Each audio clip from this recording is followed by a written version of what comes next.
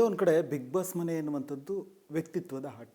So ಇದನ್ನೆಲ್ಲೋ ಒಂದು ಕಡೆ ದುರುಪಯೋಗ ಪಡಿಸ್ಕೊಂಡು ವೈಯಕ್ತಿಕ ಆಟವಾಗಿ ತಗೊಂಡ್ರೆ ಕೆಲವರೆಲ್ಲ ಎನ್ನುವಂಥದ್ದು ಒಂದಿಷ್ಟು ಚರ್ಚೆ ಇದೆ. ತಗೊಳ್ತಾರೆ. ಯಾಕಂದರೆ ಅಲ್ಲಿ ನೀವು ಉಳ್ಕೋಬೇಕು ಅಂದರೆ ಒಳ್ಳೆಯವರಾಗಿದ್ದರೆ ಉಳ್ಕೊಳ್ಳೋದಕ್ಕಾಗಲ್ಲ. ಒಳ್ಳೆಯವರಾಗಿದ್ದರೆ ನೋಡಿ ಇಲ್ಲಿ ಬಂದು ಕೂತ್ಕೋತೀವಿ. ಸೊ ಅಲ್ಲಿ ಕೆಲವೊಬ್ಬರು ಎಮೋಷನ್ನ ಇಟ್ಕೊಂಡು ಅವ್ರ ವ್ಯಕ್ತಿತ್ವನ ಪೋರ್ಟ್ರೇ ಮಾಡ್ಕೋತಾರೆ. ಕೆಲವೊಬ್ಬರು ಅವ್ರಿಗಿರೋ ಟ್ಯಾಲೆಂಟ್ನ ಇಟ್ಕೊಂಡು, ಮೇ ಬಿ ಒಬ್ಬರು ಡ್ಯಾನ್ಸರ್ ಆದರೆ ಡ್ಯಾನ್ಸ್ನ ಮೂಲಕ, ಕಮಿಡಿಯನ್ ಆದರೆ ಕಾಮಿಡಿನ ಮೂಲಕ, ಸ್ಪೋರ್ಟ್ಸ್ಮನ್ ಆದರೆ ಅವರು ಟಾಸ್ಕ್ನ ಗೆಲ್ಲೋದ್ರ ಮೂಲಕ ಅವ್ರ ವ್ಯಕ್ತಿತ್ವ ಅಥವಾ ಅವ್ರ ಸ್ಟ್ರೆಂತ್ನ ಜನಕ್ಕೆ ಇಂಟ್ರಡ್ಯೂಸ್ ಮಾಡ್ತಾರೆ. ಇನ್ನು ಕೆಲವರು ಅವರಿಗೆ ಮಾತೇ ಆಸ್ತಿ ಆಗಿರೋದ್ರಿಂದ, ಮಾತೇ ಅವ್ರ ಶಕ್ತಿ ಆಗಿರೋದ್ರಿಂದ ನಾನು ಮಾಡೋದೆಲ್ಲ ಸರಿ ಅಂದ್ಕೊಂಡು, ಆಡೋ ಮಾತೆಲ್ಲ ಸರಿ ಅಂದ್ಕೊಂಡು ಆ ಭರದಲ್ಲಿ ಸಾಕ್ತಾ ಇರ್ತಾರೆ.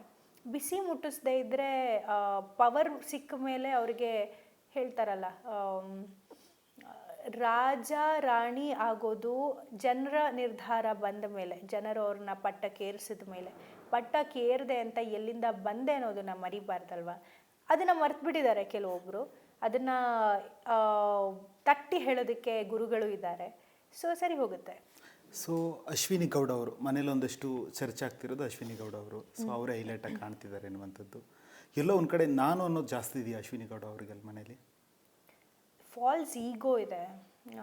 ನಾನು ಅನ್ನೋದು ಎಲ್ರಿಗೂ ಖಂಡಿತ ಇದ್ದೇ ಇರುತ್ತೆ. ನನಗೂ ಇತ್ತು, ಬೇರೆಯವ್ರಿಗೂ ಇದೆ. ಯಾಕಂದರೆ ನಾವು ಬಂದಿರೋದೇ ನಮ್ಮನ್ನು ಜನರಿಗೆ ತೋರಿಸೋದಕ್ಕೋಸ್ಕರ, ಬೇರೆಯವ್ರನ್ನ ಫೈನಲಿಸ್ಟ್ ಮಾಡಿಸೋದಕ್ಕೆ, ಬೇರೆಯವ್ರನ್ನ ಗೆಲ್ಸೋದಕ್ಕೋಸ್ಕರ ಅಲ್ಲ, ನಾವು ಗೆಲ್ಲೋದಕ್ಕೋಸ್ಕರ. ಇಲ್ಲಾಂದರೆ ಎಲ್ಲರನ್ನೂ ನಮ್ಮ ಫ್ರೆಂಡ್ಸ್ನ ಕರ್ಕೊಂಡು ಹೋಗಿ ಆಟ ಆಡ್ಬಿಟ್ಟು ಬಂದ್ಬಿಡ್ಬೋದಾಗಿತ್ತಲ್ಲ. ಬಟ್ ಆ ನನ್ನತನದ ಜೊತೆಗೆ ಬೇರೆಯವ್ರಿಗೋಸ್ಕರ ನಾವೇನು ಮಾಡ್ತೀವಿ, ಏನನ್ನು ತ್ಯಾಗ ಮಾಡ್ತೀವಿ, ಏನಕ್ಕೋಸ್ಕರ ಹೋರಾಟ ಮಾಡ್ತೀವಿ ಅನ್ನೋದು ತುಂಬ ಮುಖ್ಯವಾಗುತ್ತೆ. ಹೋರಾಟಗಾರ್ತಿ ಅಂತ ಹೆಸರಿಟ್ಕೊಂಡಿದ್ದ ಮಾತ್ರಕ್ಕೆ ಪ್ರತಿಯೊಬ್ಬರು ಹೋರಾಟಗಾರ್ತಿ ಆಗೋದಿಲ್ಲ. ವೈಯಕ್ತಿಕವಾಗಿ ನಂಗೆ ಅವರು ಗೊತ್ತಿಲ್ಲ, ಇದನ್ನು ನಾನು ಪರ್ಸ್ನಲಾಗಿ ಹೇಳ್ತಿಲ್ಲ, ಅದು ಅವ್ರ ಡೈಲಾಗೆ. ವೈಯಕ್ತಿಕವಾಗಿ ಯಾರಿಗೂ ಗೊತ್ತಿಲ್ಲ.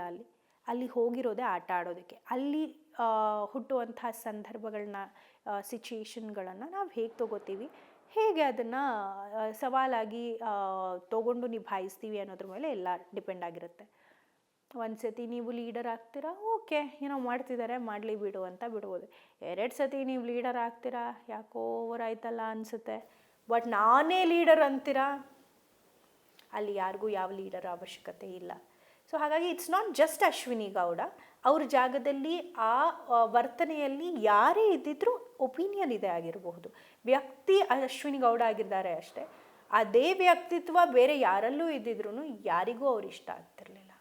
ನಾನು ಹೋರಾಟಗಾರ್ತಿ, ಕನ್ನಡ ಪರ ಹೋರಾಟ ಮಾಡ್ತೀನಿ, ಸೊ ಒಂದಷ್ಟು ಮಹಿಳೆಯರ ಪರ ಧ್ವನಿ ಹತ್ತೀನಿ ಎನ್ನುವಂಥದ್ದು. ಯಾವ ಮಹಿಳೆ ಬಂದು ಕೇಳಿದ್ರು ನಿಮಗೆ?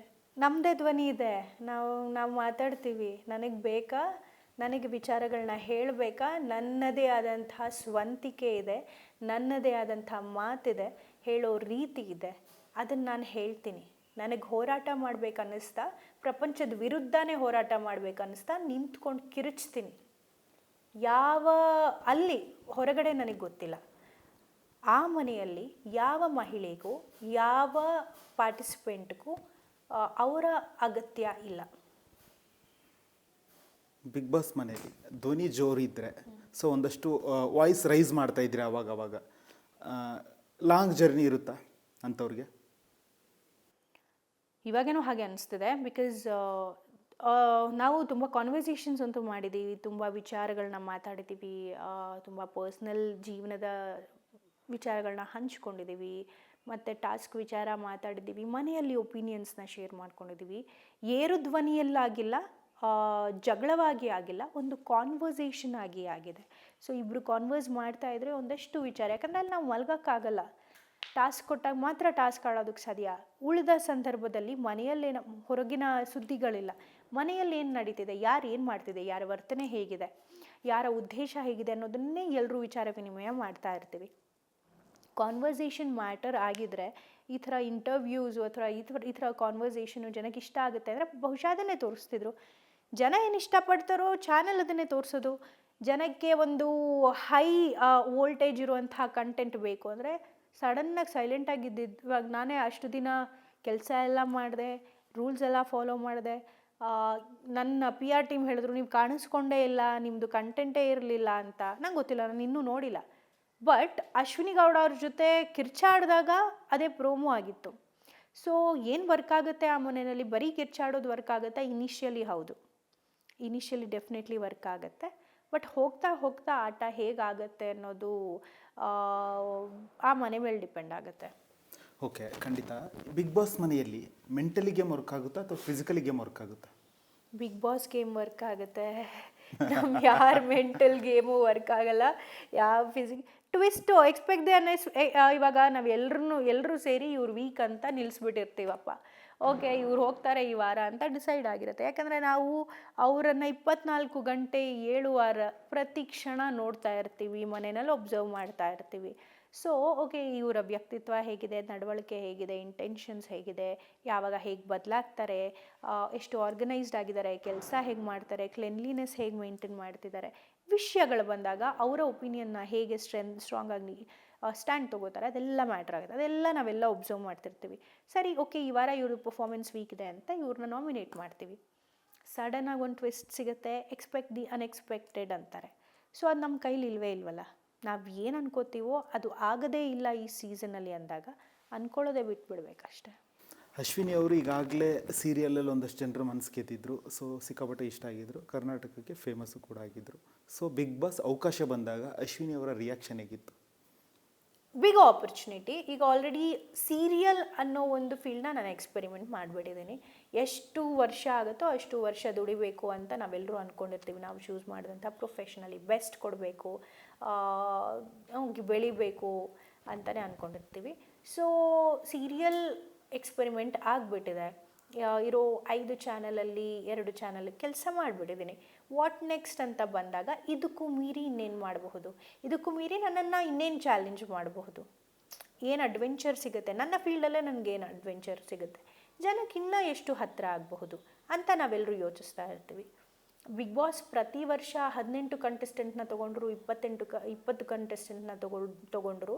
ಬಿಗ್ ಬಾಸಲ್ಲಿ 1 ವಾರ ಇದ್ದರು, ಕೊನೆ ತನಕ ಇದ್ದರು. ಪ್ರತಿದಿನ ಕೋಟ್ಯಾಂತರ ಜನ ನೋಡ್ತಾರೆ.